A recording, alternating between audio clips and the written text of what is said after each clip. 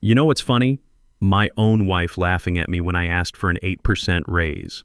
Not funny, haha, funny like watching your whole world collapse in a corporate boardroom while executives pretend to read quarterly reports. Beverly Patterson's laughter bounced off those glass walls like bullets ricocheting in all directions, and every shot hit me square in the chest. At your age, Kenneth, we need hungry young talent, not expensive legacy employees clinging to outdated approaches. She couldn't finish the sentence without another wave of laughter shaking her shoulders, her Harvard MBA degree gleaming behind her like a trophy of superiority. I'm Kenneth Patterson, 57 years old, and until that moment, I thought 28 years of marriage meant something. I thought building a company together from the ground up created some kind of partnership. Shows you how wrong a guy can be. There I stood in that sterile boardroom, clutching my portfolio of 19 years' worth of achievements, watching this woman I'd shared a bed with for nearly 3 decades dismiss everything I'd built at TechVault Solutions. The leather folder in my hands contained documentation of every major project, every system I'd architected, every late night I'd sacrificed while she climbed the corporate ladder using my technical genius as her stepping stones. Beverly sat at the head of that polished conference table in her power suit, the one I'd helped pay for during her MBA years. Her perfectly styled blonde hair caught the California sunlight streaming through floor-to-ceiling windows. Behind her hung those innovation awards she'd accepted for security systems I'd architected, patents with her name where mine should have been. The irony burned my throat like cheap whiskey. I'd helped build this company from 40 employees to Fortune 500 status, working in server rooms at 3 a.m. while she networked at wine tastings. Every breakthrough that kept us ahead of competitors had started in our garage workshop, where I spent weekends perfecting algorithms she'd later claim credit for. Maybe it's time to think seriously about early retirement, Kenneth. Golf courses are nice this time of year. The smirks around that boardroom told me this conversation had been planned. My own wife had orchestrated my professional humiliation, and every executive in that room knew it was coming. Listen, Kenneth.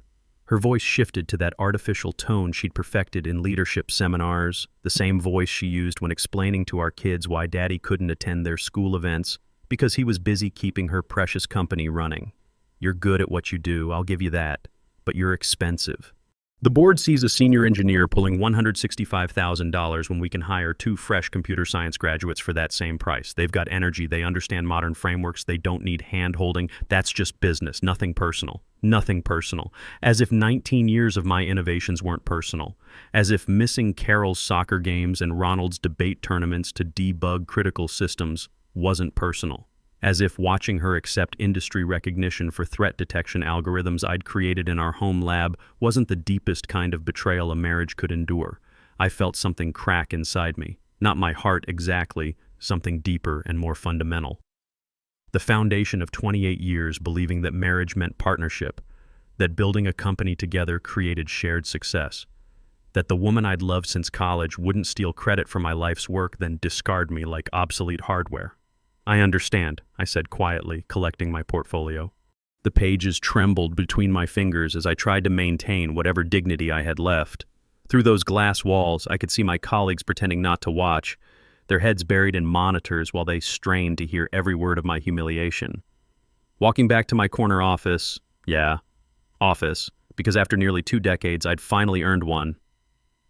I passed rows of 25-year-olds typing on MacBooks. They were building tomorrow's technology on foundations I'd architected before they learned to drive.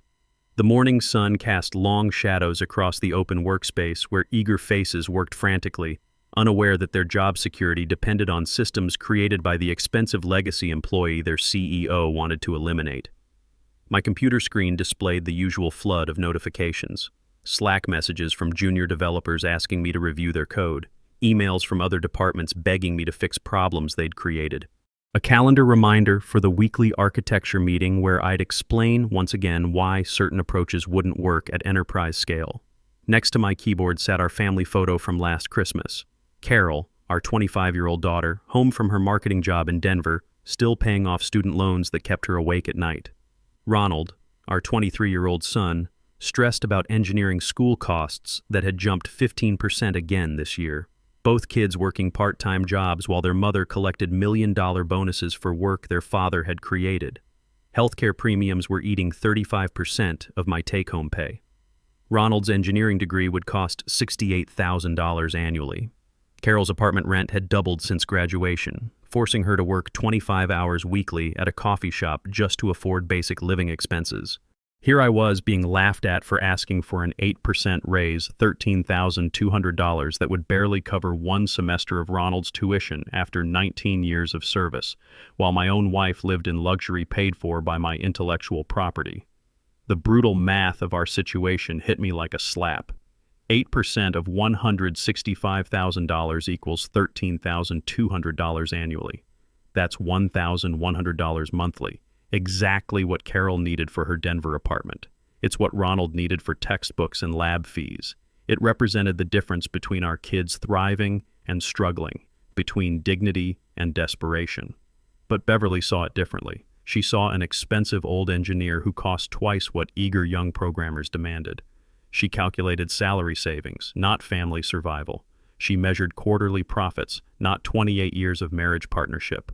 I opened my desk drawer and pulled out that worn leather notebook I'd kept since our startup days.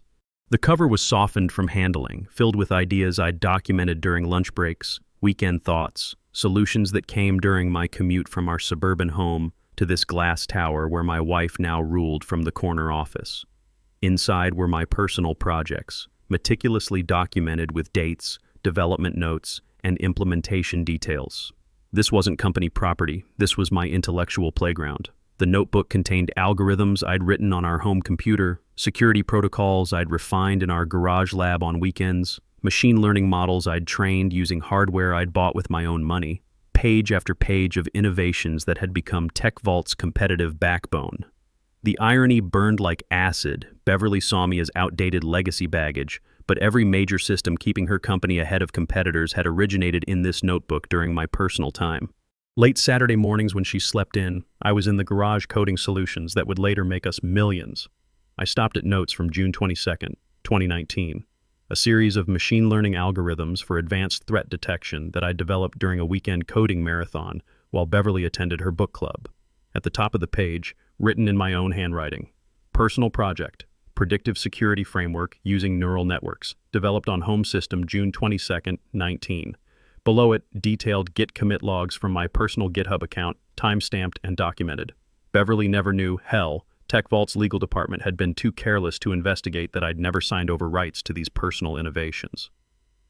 The employment contract I'd signed 19 years ago covered work done during company time using company resources. My most valuable creations lived in a legal gray area where personal passion met professional application. I pulled up my personal GitHub account on my phone, scrolling through repositories I'd created over the years. Hundreds of commits, thousands of lines of code, all time-stamped and documented like a digital diary of innovation. The threat detection system that saved TechVault millions in the Equinox banking contract, originally developed as a weekend project to secure our home network after we'd been targeted by phishers. The cloud optimization framework that earned Beverly her CEO promotion. I'd built those core algorithms while experimenting with reducing our personal server costs, trying to save money on our family's technology budget. Every major breakthrough that TechVault claimed as intellectual property had started as my curiosity, my private tinkering, my unpaid passion for solving complex problems. I'd shared these innovations with the company out of loyalty to a wife who'd just humiliated me in front of colleagues who'd become her board of directors. Loyalty to a marriage that apparently meant as much to her as quarterly earnings reports. My phone buzzed with a text from Beverly. Board meeting went well. Dinner at 8? We need to discuss your transition timeline. Transition timeline. Even in private messages, she couldn't speak directly about firing her own husband. Corporate speak had infected our marriage like a virus, turning 28 years of partnership into management consultant efficiency. I thought about the house we'd bought together in 1996, that 3-bedroom ranch in Palo Alto when you could still afford Silicon Valley real estate on an engineer's salary. I'd rewired the entire place myself, installed a smart home system years before they became mainstream, created our own private cloud server in the basement. Beverly used to joke that I'd turned our home into mission control for NASA. Now she wanted to transition me out of the company we'd built in that same basement, starting with a 486 computer and dreams bigger than our mortgage payments. The company where I'd sacrificed family dinners and weekend trips to debug systems that made her millions. the company where she now sat in a corner office worth more than our original house, dismissing my worth like I was another line item to optimize. I scrolled to a contact I'd saved but never used. Malcolm Rodriguez, VP of Engineering at Data Shield Technologies, TechVault's biggest competitor in the cybersecurity space. We'd connected 3 years ago at the RSA conference in San Francisco, where I'd presented on advanced threat prediction models. His messages had been persistent but respectful, always professional, never pressuring. His last LinkedIn message, sent 6 months ago, was still unread. Kenneth, I've been following TechVault's security innovations, and I know talent when I see it. The offer stands whenever you're ready for a real conversation. We value experience here, not just energy. Gray hair means wisdom, not obsolescence. At the time, I'd been flattered but dismissive. I was loyal to TechVault. I believed in the mission Beverly and I had started together. I thought she understood my value to our shared enterprise, respected the foundation I'd built for her corporate success. How naive that seemed now, sitting in my office while she planned my professional execution. My fingers hovered over Malcolm's contact. 19 years of marriage and corporate conditioning screamed at me to stop, to be reasonable, to not burn bridges that connected to the woman I'd pledged my life to. What if this was just a bad day? What if Beverly reconsidered once she realized what my departure would actually cost? What if I could find a way to work within the system instead of destroying it? Then I remembered her words. Maybe it's time to think seriously about early retirement. Golf courses are nice this time of year. The dismissive wave of her hand. The way she'd talked about me like obsolete equipment that needed recycling. The complete lack of respect for everything I'd built for our company, our life's work together. I thought about Carol, working 25 hours weekly at that downtown Denver coffee shop to afford her apartment because her successful parents couldn't help with basic living expenses. About Ronald, already talking about community college instead of engineering school because he didn't want to burden us with debt that Beverly's salary could easily cover. My children deserved better than a father who accepted being undervalued by his own wife. They deserved someone who fought for what he was worth, who refused to be discarded like legacy hardware. Beverly had made it clear that our marriage partnership meant nothing when it conflicted with her corporate ambitions. Maybe it was time to show her what corporate disloyalty looked like. I pressed call. Malcolm Rodriguez speaking. The voice was warm, confident, with none of the artificial corporate enthusiasm I'd grown used to at TechVault. Real leadership presence, not the manufactured kind they taught in MBA programs, where Beverly had learned to smile while stabbing people in the back. This is Kenneth Patterson from TechVault. I think it's time we had that conversation you mentioned. There was a pause, then genuine excitement in his voice. Kenneth, I was beginning to think you'd never call. I've been following your work for years. Are you finally ready to explore opportunities where experience is valued over age bias? I looked around my office, at the sea of young faces bent over screens, at the glass-walled conference room where Beverly was probably already planning my replacement strategy with HR. At the corner office where my wife of 28 years calculated quarterly savings from eliminating expensive legacy employees like her own husband. I'm ready, I said. When can we meet? How about dinner tonight? I know a place in Palo Alto where we can talk privately. Say 7 p.m., perfect timing. Beverly had her executive leadership meeting tonight planning next quarter's youth-focused hiring initiatives while her husband plotted her company's destruction. 4 hours later, I sat across from Malcolm Rodriguez at Fleming's Prime Steakhouse, a place that required reservations weeks in advance. He'd made one phone call and gotten us a corner table with complete privacy. That told me everything about Data Shield's influence in Silicon Valley's power circles. Malcolm was early 50s, gray at the temples, but sharp-eyed, wearing a casual blazer over dark jeans. No corporate uniform, no power displays designed to intimidate. He looked like someone who'd built systems with his hands before learning to manage budgets and personnel. Someone who understood that real innovation came from experience, not enthusiasm.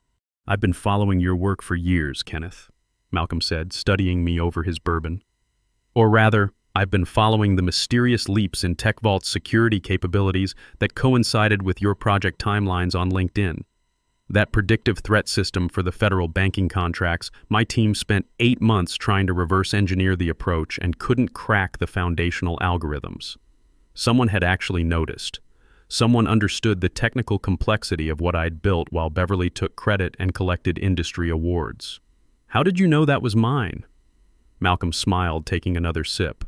Because Beverly Patterson doesn't have the technical background to understand machine learning basics, let alone architect enterprise-scale security frameworks.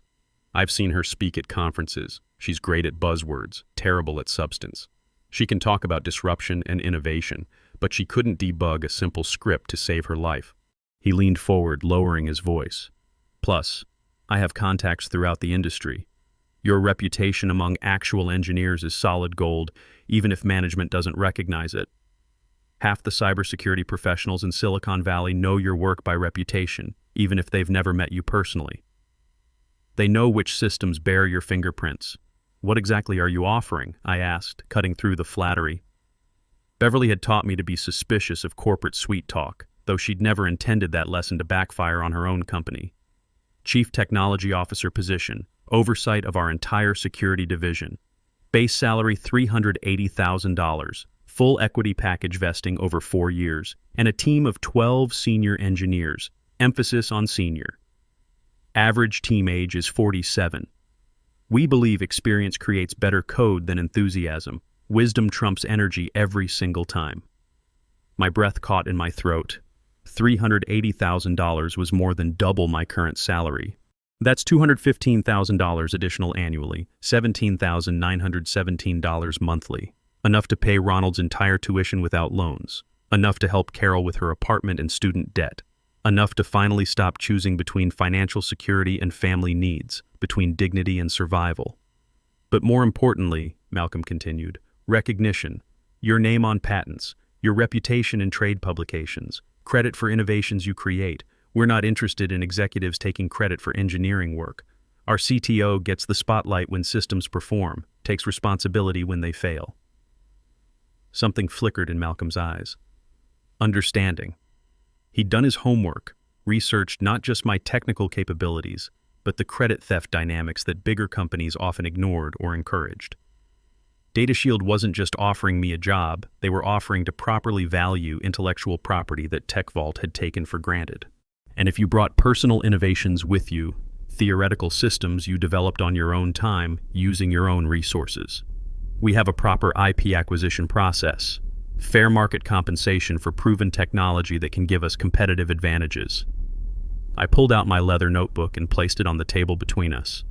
Malcolm's eyes widened as he flipped through pages of algorithms, each entry dated and documented with the precision of someone who understood that ideas without proof were just daydreams, years of weekend work, personal passion projects that had become TechVault's foundation.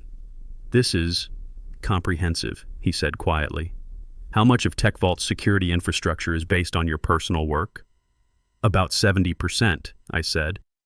The core threat detection algorithms, the cloud optimization frameworks, the automated response systems, all developed in my home lab before the company implemented them. All created on my own time with my own equipment, driven by my own curiosity about solving complex problems. Malcolm closed the notebook and met my eyes directly. That's quite an oversight on their legal team's part. Beverly doesn't value senior functions, including legal oversight. She's too focused on cost-cutting and youth hiring to worry about protecting existing assets or understanding the intellectual property foundations that built her empire. We spent the next 2 hours discussing technical details, team structures, project timelines. Malcolm understood enterprise-scale complexity in ways Beverly never had despite her Harvard MBA. He asked intelligent questions about scalability, security trade-offs, implementation challenges. For the first time in years, I felt respected for both my experience and my potential contributions to something bigger. By dessert, we'd outlined a transition plan bringing my personal innovations to DataShield while staying within legal boundaries. Everything documented, everything transparent, everything Beverly should have done years ago if she'd valued long-term partnerships over short-term profit margins. The contract Malcolm sketched on his napkin was more than generous. It was respectful. Recognition for prior work, proper compensation for intellectual property, equity participation in future success. Everything my own wife had denied me while building her career on my technical foundations. 2 weeks later, I placed my resignation letter on Beverly's desk. The irony wasn't lost on me, printed on company letterhead, submitted through official channels, following every corporate protocol she claimed to value. Professional to the end, even as I prepared to dismantle the empire we'd built together. She barely looked up from her laptop, attention split between emails and a video conference she'd muted. The multitasking that passed for executive leadership in her generation of MBA graduates. 2 weeks' notice. She scanned the letter quickly. Where are you going? I'd considered lying, crafting some story about consulting or early retirement that would let her save face with the board. But truth had more impact, and I was done protecting her feelings after 28 years of her not protecting mine. Data Shield Technologies, I said simply. Her head snapped up from the screen, eyes narrowing with the first genuine emotion I'd seen since the morning's boardroom humiliation. Our biggest competitor. That's unfortunate timing. We're in final negotiations with the federal government to expand our cybersecurity contracts. I know, I said. I built the threat detection models that won us those contracts in the first place. Beverly's expression shifted from surprise to something resembling actual fear. For the first time in our marriage, I saw her calculating what my departure might cost the company, what it might cost her personally. The woman who'd laughed at my 8% raise request was suddenly doing mathematics that scared her. We should discuss retention options immediately, she said, her voice taking on that urgent tone she used in crisis management meetings. Perhaps that raise you mentioned may be 15%, plus promotion to senior VP level, stock options, additional vacation time, whatever you need to reconsider. The offer was everything I'd wanted that morning, more than I'd dared to ask for in 19 years of loyal service. If she'd shown this flexibility 8 hours earlier, demonstrated this level of respect before I'd been humiliated in front of our colleagues, none of this would have happened. But some doors, once closed by arrogance and betrayal, can't be reopened with panic-driven generosity. DataShield offered $380,000 plus equity, I said. But more importantly, they value experience over age discrimination. They see gray hair as wisdom, not obsolescence. She laughed, but it sounded hollow now. Nothing like the confident dismissal from that morning's boardroom performance. They're overpaying by at least 100%. You'll be disappointed when they realize a 57-year-old engineer can't adapt to modern development cycles and startup culture. I smiled, feeling that strange new confidence that came from finally knowing my actual market value. We'll see who's disappointed, Beverly. My last 2 weeks at Tech Vault were absolutely surreal. Suddenly, people who'd barely acknowledged me for years wanted lunch meetings, picking my brain about projects they'd ignored, trying to understand systems they'd taken for granted. Middle management scrambled to document processes they'd never bothered learning, realizing too late that institutional knowledge walked out the door with the people who created it. I completed every transition document with professional thoroughness, trained my replacement, a 27-year-old named Preston who seemed both eager and terrified by the responsibility and carefully backed up all my personal project documentation. I also made copies of every email where I'd shared innovations with the company, creating a detailed evidence trail of Tech Vault's failure to properly acquire what they'd freely used for years. Preston was a decent kid, reminded me of myself at that age, hungry to prove himself, convinced that energy could substitute for experience. During our knowledge transfer sessions, I could see the panic in his eyes as he realized how much he didn't know about the systems he'd inherited. How much Beverly had oversimplified when she told the board that fresh graduates could replace senior engineers without missing a beat. The morning I walked out of Tech Vault's glass headquarters for the last time, Preston sent me a text. Thank you for all the documentation. I understand now why they should have fought to keep you. The kid got it, even if Beverly never would. 6 weeks later, the first implementation of my security framework went live at DataShield. Those same algorithms Beverly had dismissed as outdated legacy thinking were now detecting threats 78 hours before they materialized, giving our clients massive advantages in preventing breaches rather than just responding to them. Processing speeds increased 42%. False positives dropped 65%. Our sales team had concrete data proving we outperformed Tech Vault's best metrics by significant margins, making client presentations that left competitors scrambling for explanations.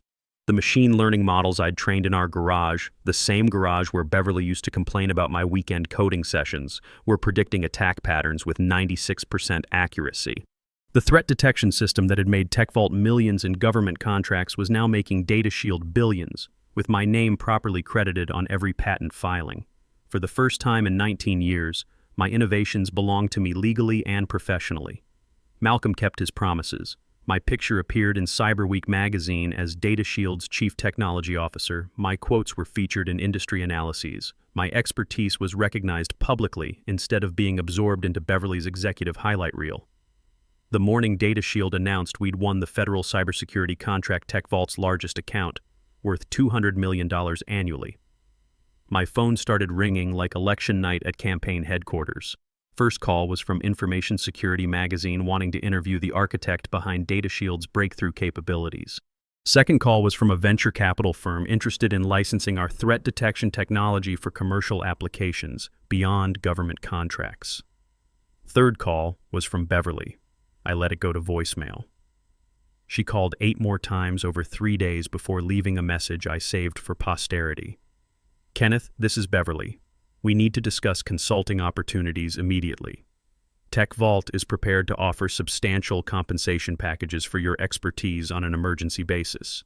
Please call me back as soon as possible. We made a mistake. The admission felt empty, too little, too late, motivated by desperation rather than recognition. I didn't return the call. Beverly had chosen to value quarterly savings over 28 years of partnership. Now she could live with the consequences of that corporate calculation. 5 days later, Beverly was waiting beside my car in DataShield's parking garage when I left work. She looked different, tired, stressed, none of the polished confidence from that boardroom morning when she'd laughed at my raise request. The power dynamic had shifted completely, and we both knew it. "This is inappropriate, Beverly," I said, maintaining distance while unlocking my car. "You've put 220 jobs at risk," she said urgently, desperation evident in her bloodshot eyes. She'd probably been working 18-hour days trying to contain the damage, calling emergency board meetings, scrambling to find solutions for problems she'd created by discarding the one person who understood their systems. TechVault is facing an existential crisis because of the intellectual property you stole. "I didn't take anything belonging to TechVault," I replied calmly. "I took my personal intellectual property that TechVault used without proper acquisition. Your legal team never did due diligence, and you never valued experienced personnel enough to care about details that mattered." Beverly stepped closer, invasion of personal space being her last desperate negotiating tactic. "Name your price, Kenneth. Whatever DataShield is paying, we'll double it, triple it. We'll make you CTO, give you equity, whatever you want. We'll restructure the entire company around your leadership." I thought about those 28 years, sharing a bed with someone who'd ultimately see me as just another business expense to optimize. About the morning she'd dismissed me like obsolete equipment in front of colleagues who'd become her board of directors. About our children's dreams that her credit theft and salary stagnation had jeopardized. "You once told me everyone's replaceable, Beverly, even senior engineers with decades of experience. I'm just following your business philosophy." The following quarter, TechVault's stock fell 52%. They laid off 220 employees in 3 waves, targeting senior staff with the highest salaries first, the same cost-cutting strategy Beverly had used to justify denying my raise. The tech media described it as a catastrophic loss of institutional knowledge and mysterious deterioration of their award-winning security systems. Industry analysts wrote case studies about the dangers of undervaluing experienced talent in competitive markets. Harvard Business School, Beverly's alma mater, assigned the TechVault collapse as required reading in their Strategic Human Resources course, though they never mentioned that the CEO who'd caused the disaster was one of their own MBA graduates. Beverly resigned under pressure from the board after the stock hit a 4-year low. Her replacement was a 58-year-old former IBM executive who immediately began trying to poach senior engineers from competitors, offering salary premiums specifically for gray-haired professionals. Too late. The damage to TechVault's reputation in the engineering community was irreversible. Then came the inevitable lawsuit. TechVault sued me for intellectual property theft, corporate espionage, and breach of fiduciary duty. Their case collapsed spectacularly when my documentation proved conclusively that I'd developed the core algorithms as personal projects using my own equipment and time. The judge not only dismissed their claims but awarded me legal fees, noting in his written decision that TechVault had failed to secure proper ownership of innovations they'd implemented and profited from for years. The legal precedent made headlines in technology law journals, but victory felt more complex than I'd expected. 3 months after the lawsuit ended, Wayne Mitchell, TechVault's former customer service director, visited my DataShield office. He'd worked there 14 years before the layoffs, someone I'd shared coffee with and complained about management decisions alongside. 220 people lost jobs, Kenneth, he said, sitting across from my desk in my new corner office with its panoramic view of San Francisco Bay. People with families, mortgages, kids in college. Was your revenge worth destroying their livelihoods? The question hit harder than any lawsuit or corporate attack. I'd focused so intently on Beverly's arrogance and betrayal that I'd underestimated the collateral damage to innocent colleagues who'd never made decisions about my compensation or value. You're right to be angry, Wayne, I said. That's why DataShield has hired 89 former TechVault employees in the last 5 months, including your entire customer service team who wanted to join us. That conversation led to Experience Matters DataShield's formal initiative targeting displaced senior professionals throughout the industry. We partnered with 3 retraining organizations offering skills updates for engineers over 45. We created consulting opportunities for near-retirement professionals who wanted flexible arrangements rather than forced obsolescence. 8 months after leaving TechVault, I received the IEEE Lifetime Achievement Award for contributions to cybersecurity architecture. Standing at that podium, looking out at an audience full of gray-haired engineers and young developers working together, I thought about Beverly's comment regarding early retirement and golf courses. She'd been wrong about everything. We weren't expensive legacy employees clinging to outdated approaches. We were battle-tested professionals who understood the difference between moving fast and building systems that actually work long-term. When you combine decades of hard-won experience with the motivation to prove doubters wrong, you create something pretty unstoppable. A year later, I still think about that boardroom morning. Not with anger anymore, but something approaching gratitude. Beverly's laughter taught me the most valuable lesson of my career. Your loyalty means nothing if you don't value yourself first. The gray hair she saw as a liability turned out to be my competitive advantage. Last month, TechVault made headlines again, declaring bankruptcy, assets sold to private equity. The company we'd built together was gone, dismantled by leadership that confused energy with competence, disruption with innovation. If you're reading this and you're over 50, dealing with managers who think your experience is expensive rather than valuable, remember, your knowledge isn't just worth defending, it's worth fighting for. Document your work, understand your legal rights, never let anyone convince you that your best years are behind you. Because sometimes the most powerful thing you can do is refuse to become invisible. Age isn't weakness in tech. It's wisdom waiting to be unleashed. When experience gets angry enough to demand respect, entire industries change. The algorithms are still running. My name is on the patents. And somewhere in Silicon Valley, a CEO learned not to laugh at senior engineers asking for their worth. Here's the real insight. Marriage and business partnerships fail the same way. When one person starts seeing the other as a cost center instead of a value creator. The moment your spouse or your company starts calculating what they can save by discarding you is the moment you need to start calculating what they'll lose when you're gone.